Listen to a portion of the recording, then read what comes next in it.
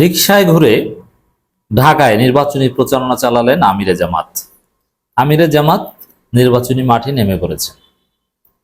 তিনি তার নিজ নির্বাচনী এলাকা, সম্ভবত ঢাকা 15, তিনি সেখানে প্রচারণা শুরু করে দিয়েছেন। এর মধ্যে একটা ব্যতিক্রমী দিক হচ্ছে তিনি রিকশায় চড়ে প্রচারণা চালিয়েছেন। সাধারণত ছাদ খোলা গাড়িতে উইথ স্ট্রং সিকিউরিটি এই ধরনের সিনিয়র নেতারা প্রচারণা চালানোর কথা, কিন্তু আমিরে জামাত রিকশায় চড়েছেন। অত্যন্ত সহজ সরল, জনগণের সাথে মিশে যাচ্ছেন, ওইরকম কোনো প্রোটোকল তিনি মানছেন না। তো এটা আমরা দেখতে পাচ্ছি, এটা চমৎকার দৃশ্য যে একটা দলের শীর্ষ নেতা, যেই নেতার প্রতি এখন এই জাতির আকর্ষণ, জনগণের আকর্ষণ, তিনি রিকশায় চড়ে নির্বাচনী প্রচারণা চালাচ্ছেন। ইটস ভেরি সিগনিফিকেন্ট, দেখতে সুন্দর লাগে। বাংলাদেশে মানুষ এরকম নেতা চায়। কিন্তু ঢাকায় নির্বাচন করলে, সেটা ঢাকার যে কোনো আসনে হোক, ঢাকা 15 হোক আর ঢাকা 1 হোক, ঢাকায় নির্বাচন করলে আমিরে জামাত আদৌ নির্বাচনে জিততে পারবেন কিনা, ভোটে জিততে পারবেন কিনা, এই প্রশ্নটা আমি রেখে দিলাম। আপনি মতামত দিয়ে জানাবেন যে কোন সম্ভাবনা আছে কিনা।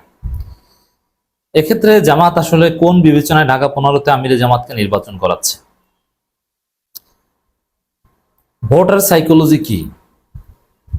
ঢাকায় কারা থাকে, ঢাকার ভোটার কারা, তারা কোন কোন দিক দেখে ভোট দেন, তাদের ভোট দেওয়ার মানহাজ কি, উসুল কি,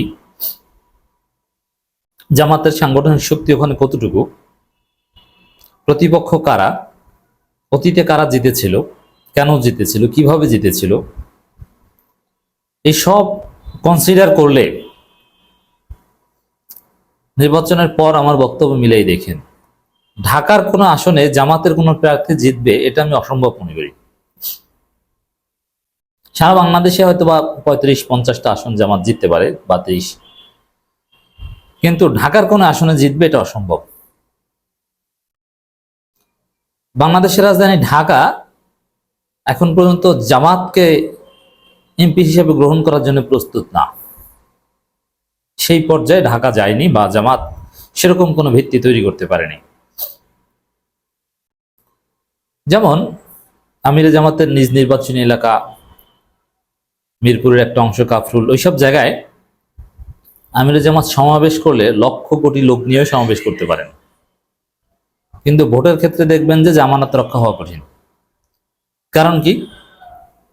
যারা আজকে আমিরে জামাতের সাথে ঘুরছে, যেমন আমিরে জামাত যে নির্বাচনী প্রচারণা চালাচ্ছেন, এখানে আমিরে জামাতের সাথে যতজন ছিলেন, আজকে ওই যে প্রচারণার কথা বলছি আমি, ওখানে 5 জন ওই এলাকার ভোটার না, এরা অন্য এলাকার ভোটার, ওইখানে থাকে, জামাত করে। ঢাকায় জামাতের সাংগঠনিক শক্তি অনেক, কিন্তু ভোটার নাই। কারণ সাংগঠনিক দায়িত্বশীল যারা, এরা কেউই লোকাল ভোটার না, বা খুব কম লোকাল ভোটার। এরা অনেকে অ্যাক্সিডেন্টালি গ্রামের টাইমলি ভোটার হতে পারেনি, ঢাকায় হয়েছে, কিন্তু এলাকার বাসিন্দা, এই সংখ্যাটা জামানত রক্ষা করার মতো না। আবার ঢাকার মানুষ ইসলামপন্থী কম, ইসলামপন্থী ঢাকায় যারা আছে তারা অন্য এলাকার ভোটার, জাস্ট থাকে ওইখানে চাকরির জন্য। এই সব দিক বিবেচনায় ঢাকার আসনে আমিরে জামাত রিকশা নির্বাচনে চালালেও সেখানে জেতার সম্ভাবনা আমি দেখি না। তা আপনি কেন মনে করেন যে আমিরে জামাত জিতবেন ঢাকায়? আপনি যুক্তি দেন।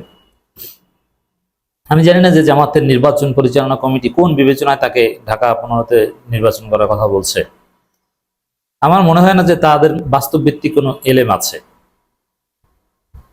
এখন বলবেন তারা কি বুঝে না? হ্যাঁ, বুঝে না, অনেক কিছুই বুঝে না, কারণ তারা অনেক উদ্ভট হিসাব করে, আমি দেখেছি।